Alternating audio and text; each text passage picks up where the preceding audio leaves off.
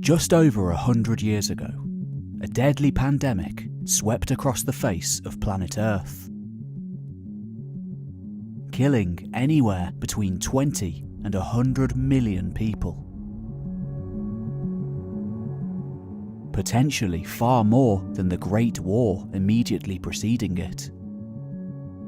Yet, until recently, this was a forgotten pandemic, downplayed by governments and media outlets all over the world. Known as the Spanish flu, simply because the Republican leadership in Spain at the time continued to report on it when other governments refused. It's only in the last few decades that the sheer scale and historical significance of such an outbreak has been realised, potentially having just as much impact on humanity as the First World War.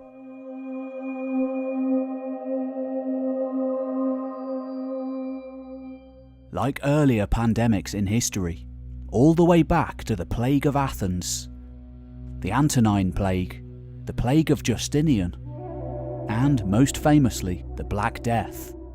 This was a deadly disease, particularly for people who had almost no knowledge of how to fight it, killing off huge swathes of the population.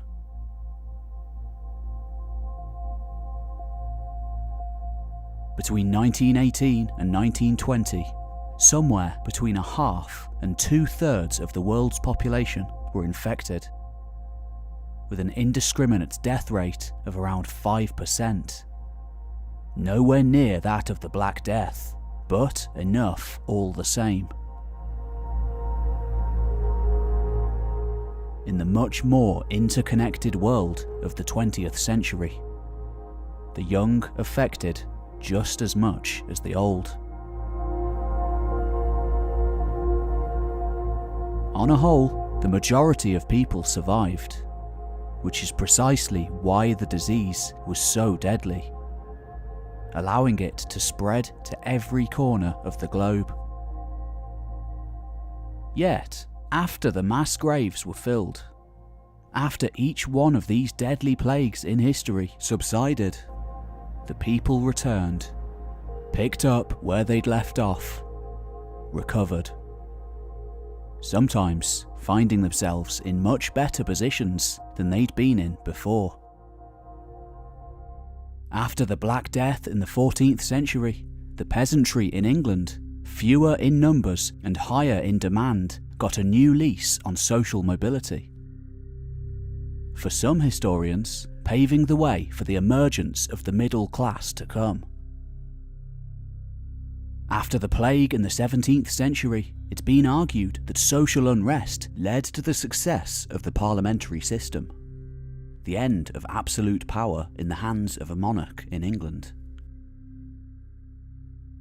And, of course, after the Spanish flu, we have the Roaring Twenties.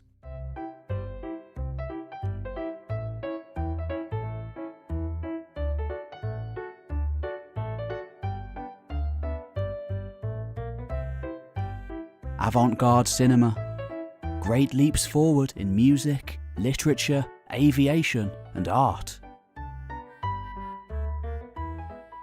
Though brief and often overshadowed by the Great Depression of the 1930s and the Second World War which followed, this was a new era of prosperity, of social mobility, and change.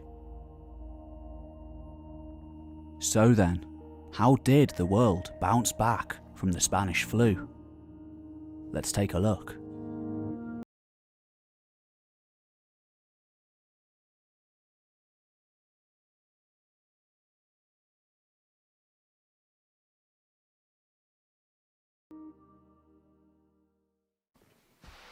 Well, hello there. Pete Kelly here, the one-man team behind this channel. It's July 2020 now, so we're 3-4 months into lockdown. If you're watching this in the future, I'm sure you'll know what that means. I just wanted to take a moment to thank the sponsor for this video. It's Audible, an app which I use near enough every single day, whether I'm researching a video, going out to the shops, doing a bit of gardening, or just kicking back and having a relax.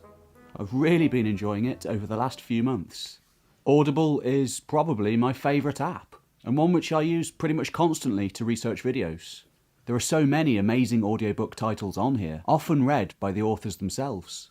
From Louis Theroux to the Late Bronze Age collapse, there's something here for everyone. And for just a small monthly fee, you get a new book of your choosing every single month, as well as all manner of Audible originals, podcasts, and other great stuff. They're even offering a month-long free trial. Head on over to audible.com/historytime or text historytime to 500 500 for your exclusive free trial. Now, back to the Spanish flu. The influenza pandemic of 1918 to 1919 takes the title of deadliest and most widespread pandemic in history. With census records of the time either difficult to decipher or non-existent, it remains impossible to arrive at a completely accurate figure of the death toll, though experts today think it may have been as high as 100 million. With the absolute lowest figures around the 20 million mark. With an overall world population at the time of less than 2 billion, the implications are staggering. In the United States alone, at least 675,000 Americans lost their lives. Worldwide, well over 500 million people were infected.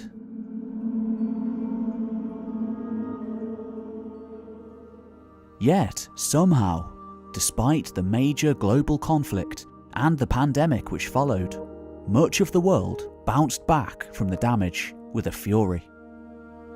The US notably surging into the prosperous Roaring '20s, and even Germany enjoying a brief decade of stability and growth under the Weimar Republic. Until everything changed with the Wall Street crash of 1929. All this in an age before air travel, when most people stayed in one area for their whole lives. So then, how did this virus spread in the first place?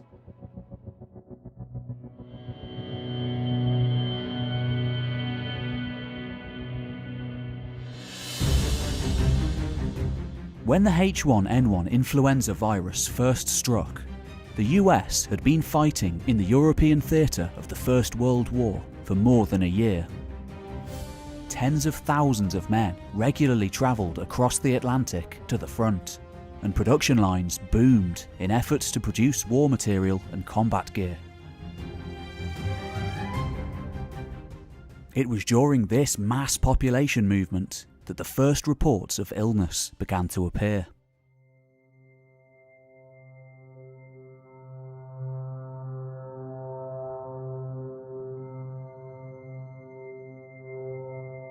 First at Fort Riley in Kansas in March, and shortly afterwards, New York.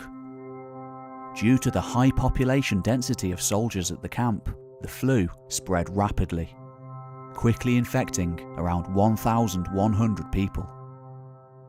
38 of these succumbed to pneumonia. Like any cold or flu, the Spanish flu spread to new hosts through droplets propelled into the air when a person sneezed, coughed, or even talked. Able to survive outside the body for extended periods of time, these droplets could then be transmitted by touch. The movement of people continued unabated, however. The war effort simply could not be halted. No individual had that power. And as the weeks went on,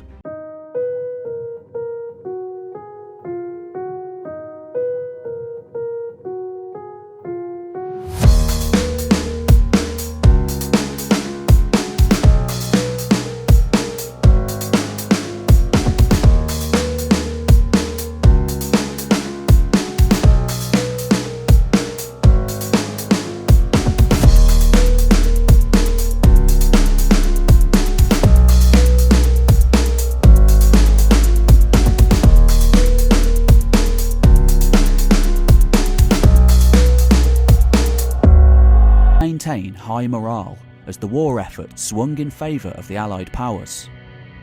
European governments, then having a stranglehold over the media, heavily understated the severity of the disease. Meanwhile, news reports began surfacing from the other European powers, claiming that infection rates in Britain, France and Germany remained minimal, while neutral Spain was particularly hard hit. Thus, the Spanish flu, almost certainly born on a Kansas farm, was named.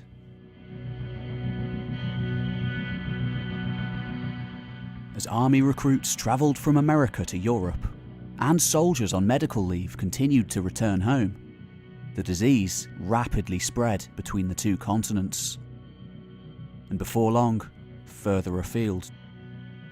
As much as their governments tried to deny it, writing it off as nothing more than an unusually virulent strain of flu, European nations like England, France, Italy and Germany, as well as Spain, were hit badly as the virus took a hold of their populations. At first, though the illness was widespread, most of the deaths were in elderly people and infants. This strain having next to no mnemonic effect on healthy men and women between the ages of 20 and 40. As spring merged into summer, new infections plateaued and dropped off, causing many to believe the worst was over. Whatever loose social distancing rules that had been put in place were cancelled, in anticipation of the disease mostly being eradicated. Since ordinary people didn't have the means nor the education to deal properly with the virus, especially given the war effort, and scientists had limited tools and data to work with anyway, most countries did not respond adequately. During this first wave, the general lack of awareness didn't seem like much of an issue. For the most part, life returned to normal, if it had even been disrupted in the first place. Yet, all this was to change. Whilst America and Europe eased their restrictions, the coming end of the war being celebrated worldwide, the Spanish flu had another trick up its sleeve.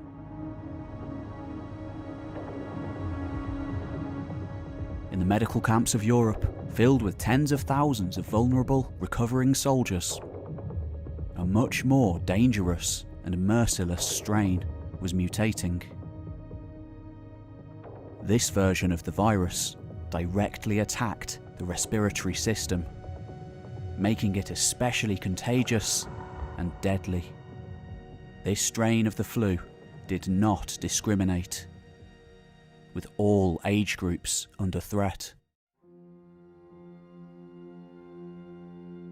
When the second wave of Spanish flu dawned in the autumn and the winter of 1918, Europe and America, linked to almost every corner of the globe by an elaborate series of trade networks and imperial colonies, were struck almost entirely unprepared. No effective cures, drugs, or antibiotics were present to combat the sweeping spread of the second wave virus, resulting in a terrifyingly high infection and fatality rate. With already weakened immune systems due to the physical and mental traumas of battle they'd suffered, soldiers returning from the front were particularly hard hit.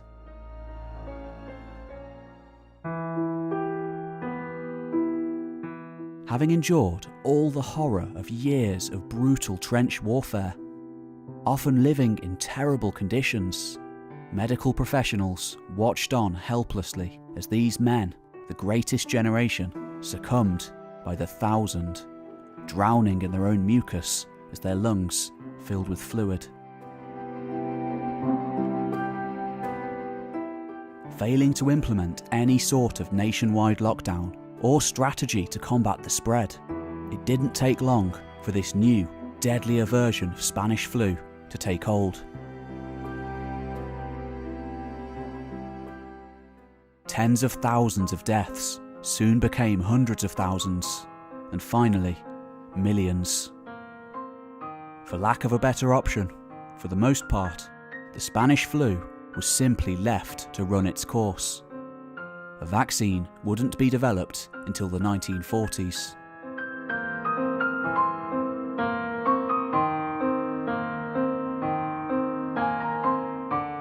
In America, plans to counter the second wave of flu varied from state to state and city to city.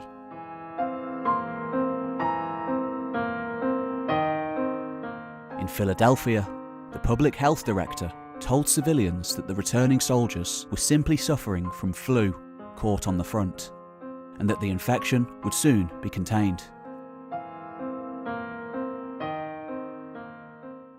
Amidst constant warnings from scientists that the virus called for much more drastic action, the city of Philadelphia still refused to call off its Liberty Loan Parade on the 28th of September.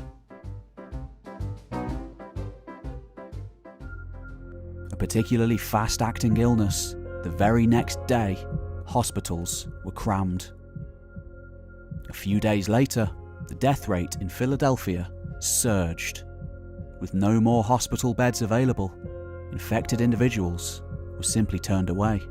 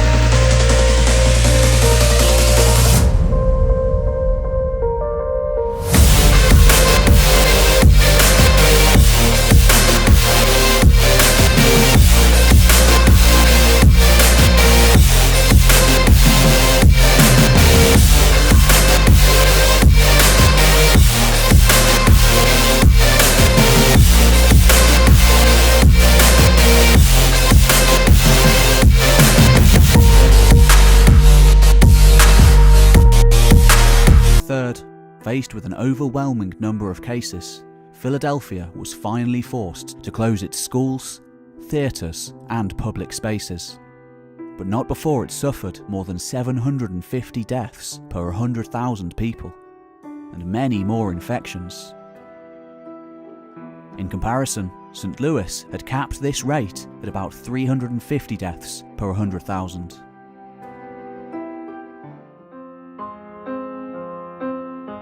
As a result of poor advice and overconfidence, many American cities experienced tragic spikes in their death rates.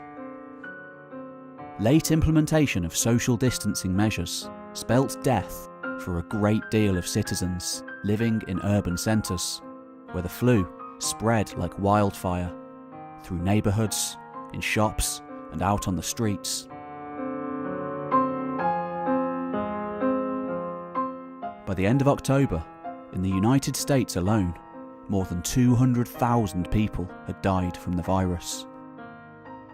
In the coming weeks, as the severity and non-discriminatory nature of the situation dawned, a hard-fought battle would be waged to recoup losses and flatten the curve.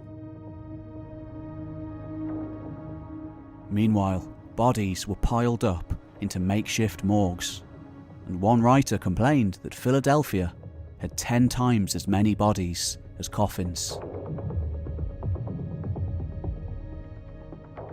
All over the world, this second wave virus struck, indiscriminately killing off large numbers of people, particularly in cities and densely populated areas. Finally, by December, the statistics, where they existed, seemed to look good. The virus was wearing itself out, the death rate finally lowering. In the US and Europe, cities began to loosen their lockdown restrictions, and most assumed the pandemic to be finally ending. Yet, just like before, this would be a fatal mistake.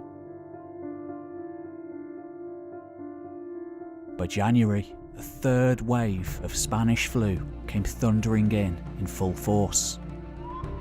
In the bleak midwinter, as hoarfrost gripped the northern hemisphere, this outbreak wouldn't subside until the early summer, months later.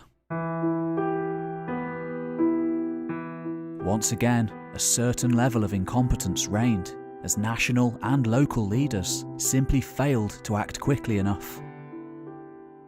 In some cities, restrictions were enforced again, but in others, again, measures came too late, though not quite as late as the first and second wave. Public transport faced shortages in personnel, and again, many people simply refused to wear face masks or obey social distancing rules. When caught, this earned them fines, and in a couple of cases, bullets from the police forces. Tensions ran hot, often vented as criticism towards governments.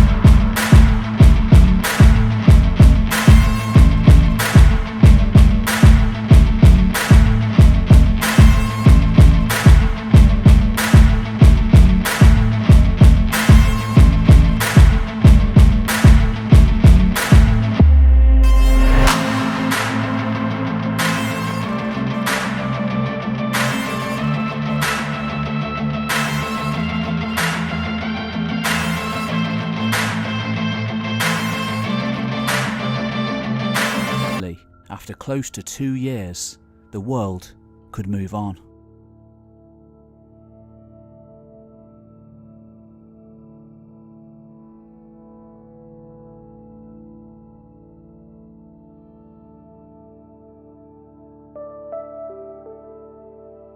In the immediate aftermath of the Spanish flu, many parts of the world, including the US and Europe, faced economic recession. Between 1920 and 1921, the US was hit particularly badly.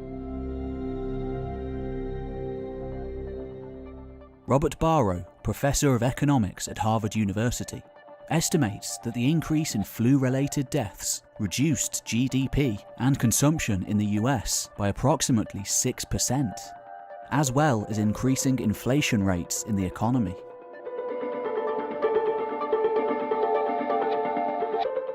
The world had been tested by war, disease, and poverty. But by 1921, finally, things seemed to be on the up. In the US in particular, partly due to increased wages for workers and a growing focus on consumer manufacturing, the economy boomed, by 1929 growing by around 42%. For the survivors, life became healthier too, with life expectancy steadily growing, and an increased investment in science and medicine leading to newfound understanding of how viruses spread, and how better to contain them in the future. Unsurprisingly, soap and pharmaceutical companies made a killing from the pandemic, selling their products with the help of newspaper adverts. This too helped the US economy to get going again after the flu subsided. Larger research budgets for infectious disease laboratories and consumer spending on medicine and health products helped organizations and small businesses grow after the end of the pandemic, resulting in economic benefits and a greater interest in developing technology, which eventually spilled over into the public sphere.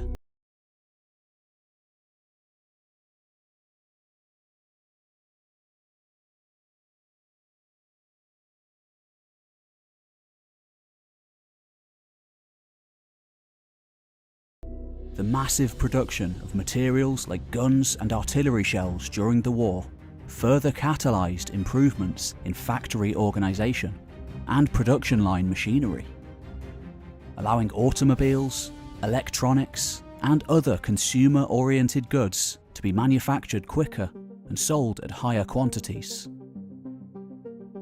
No longer needing to fulfill targets for war products, other businesses too soon became involved in mass-producing items for the general public, notably cars becoming more widely available than ever before, creating never-before-available opportunities in the process. And in this entrepreneurial climate, new businesses sprung up.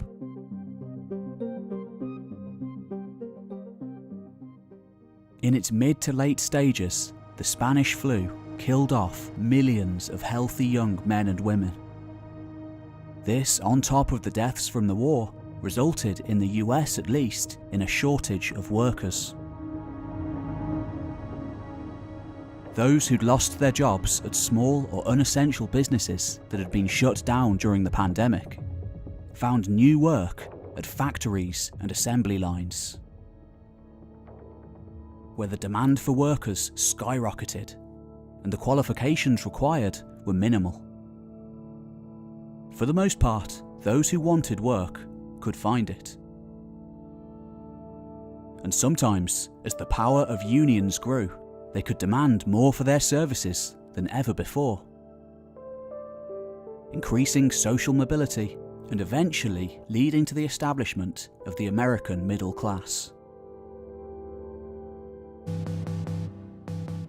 A shortage of labour due to the pandemic, in due course, gave rise to escalated workers' wages, meaning that as the Roaring Twenties dawned, for the first time, many US citizens could spend a portion of their paycheck on astounding new consumer devices like vacuum cleaners, cars, and refrigerators.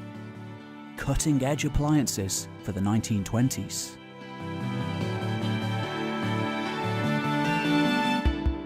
As American capital poured into post-war Europe, this prosperity, to a certain extent, filtered in there too. Even Germany enjoying a brief period of economic boom and social freedom. As demand for fuel skyrocketed, Texas became rich from the oil industry. New roads were built to accommodate cars, resulting in greater mobility and, in turn, better job opportunities. Consumer spending steadily surged upwards. For the first time in US history, more people lived in urban centres than in the country, giving rise to better healthcare access for millions of people, better work opportunities, and the chance to indulge in newly invented technology. So, as an unusual side effect of Spanish flu, workers' wages soared, increased investments were made in scientific research and technology, better healthcare systems put in place, and greater levels of consumer spending than ever before. the US became a lender for the first time, rather than a debtor.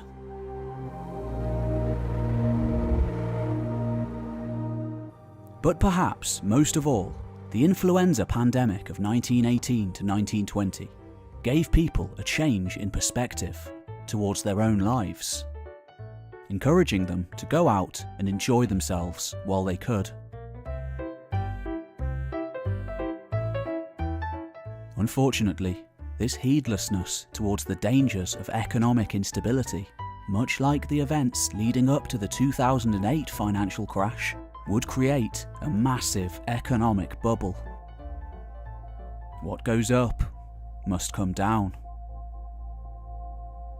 In 1929, much of the progress wrought as a result of unbridled laissez-faire capitalism would be undone when the New York stock market suffered its worst collapse in history, ultimately leading to intense poverty and hardship in places like Germany that had been propped up by US investment, where for a time wheelbarrows full of cash were needed to buy a simple loaf of bread.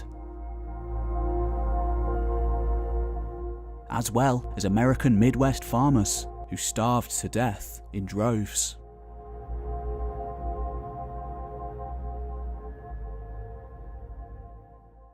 By the 1930s, partly as a result of this economic depression, fascism was on the rise, and another intense